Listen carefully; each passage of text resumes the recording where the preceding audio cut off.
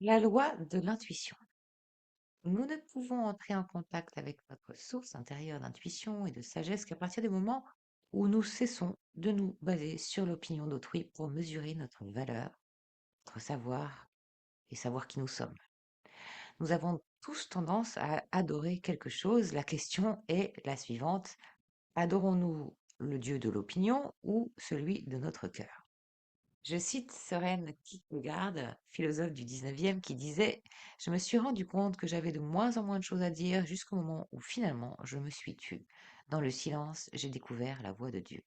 Et Einstein disait: «La seule vraie chose précieuse est l'intuition.»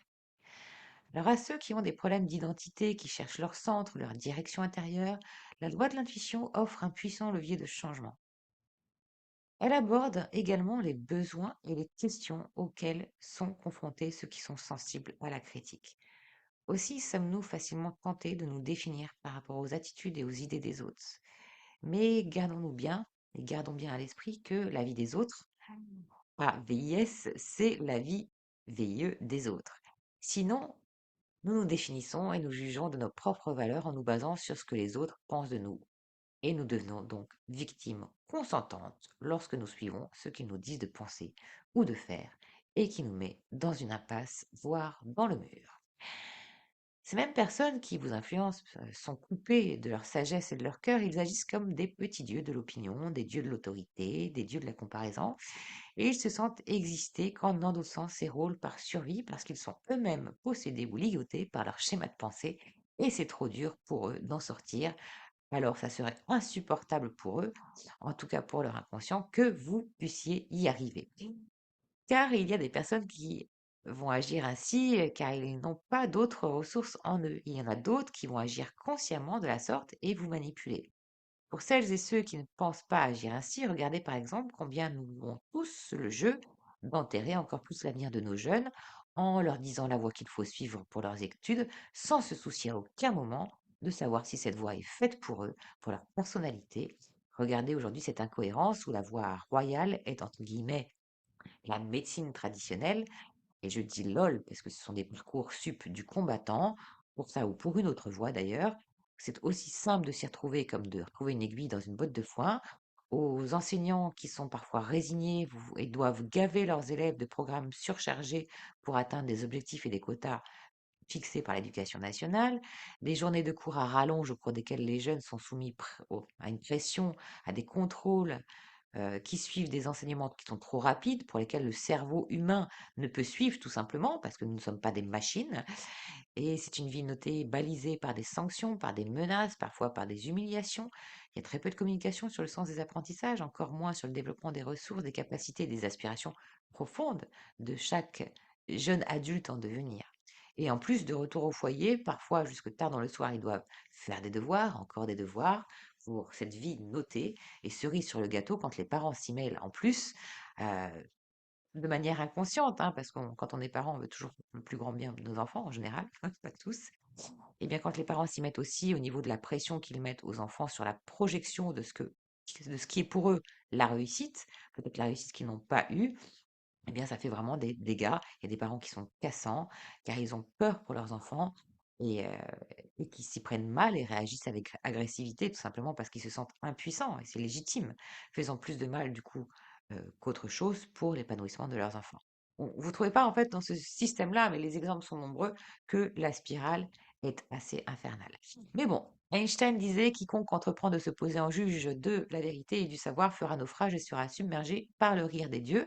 Alors je gomme tout ce que je viens de dire, tout est parfait dans l'instant présent, c'est la loi de la perfection, et peut-être pourrions-nous juste un peu plus rééquilibrer ce qui demande à l'être en toute logique.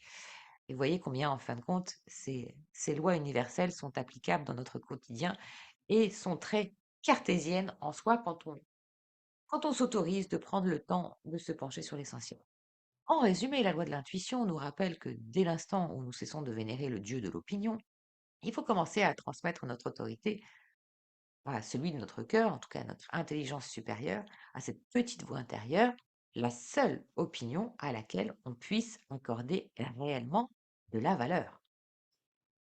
Nous pouvons ensuite écouter les conseils ou les opinions des autres, sans pour autant perdre de vue notre propre centre intuitif, l'endroit à partir duquel nous prenons les décisions qui sont bonnes ou moins bonnes pour nous, mais en notre âme et conscience, et en laissant les autres, et ça nous fait gagner du temps aussi, en laissant les autres décider pour eux-mêmes. Voilà. Alors, nous ne résistons plus, ne sommes ni trop enfermés, ni trop soumis aux opinions des autres. Quand nous replaçons cet équilibre, nous les écoutons, nous les respectons, nous en tirons ce qui peut être utile et soumettons toutes les approbations, encore une fois, à notre sagesse intérieure, à celle de notre cœur. Je vous invite à faire un petit exercice qui est l'exercice d'application de la loi de l'intuition, que j'ai trouvé assez drôle. Donc vous allez faire un hôtel avec une statue qui peut représenter le dieu de l'opinion. Et chaque matin, vous mettre voilà, une fleur, vous êtes un petit hôtel.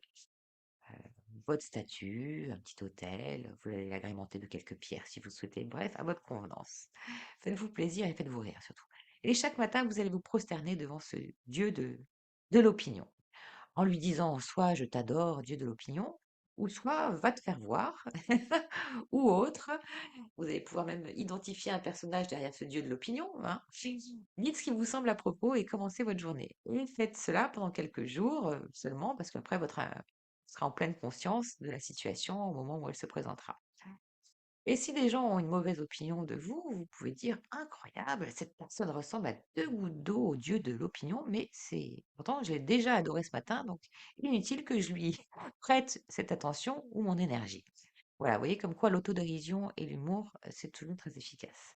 Et la prochaine fois que des gens croiront savoir qui vous êtes, ce que vous ressentez ou ce que vous faites, eh ben, vous pourrez les remercier pour leur franchise, prendre note de leur opinion et leur dire, voilà comment je suis, voilà ce dont j'ai besoin, voilà ce que je fais. Et en descendant le dieu de l'opinion de son piédestal, vous retrouvez votre propre centre et vous faites confiance à la sagesse de votre cœur et de votre intuition. Donc, pour résumer, suivre la loi de l'intuition, c'est prendre sa vie dans le bon sens, ne plus fonctionner à contre-courant avec une partie limitée de soi, mais agir en unissant donc notre intelligence intuitive et notre intelligence rationnelle. Et ceci demande apprentissage et pratique, puisque on a été habitué, programmé, éduqué pour fonctionner avec ce mental, alors qu'on a deux parties à notre cerveau. Si vous n'y arrivez pas seul, et cela est bien normal, car votre inconscient fait de la résistance. Je vous accompagne en séance individuelle par des formations, des ateliers, des soins audio en ligne, également le programme complet Développer votre intuition en 3 modules ou le soin audio médiumnité aussi, qui vont travailler particulièrement sur les fréquences du chakra Ajna, donc sur votre glande pinéale qui régule aussi vos rythmes veille-sommeil et qui est votre antenne spirituelle. Eh bien, ça va vous permettre de vous reconnecter à votre intuition tout en redonnant à votre mental sa juste place qui est tout aussi utile, hein. Retrouvez-moi sur méthodeagapé.com. J'espère que ce partage vous a été enrichissant et que vous en ferez le meilleur usage. Avant de partir, je vous remercie de vos commentaires, je vous remercie pour vos j'aime, pour vos partages et bien sûr, abonnez-vous à la Web TV Agapé. Je vous souhaite le meilleur à venir. Je vous retrouve pour la prochaine loi de transformation qui est la loi de l'action. Et n'oubliez pas, votre bonheur se vit au présent et c'est à vous de le créer.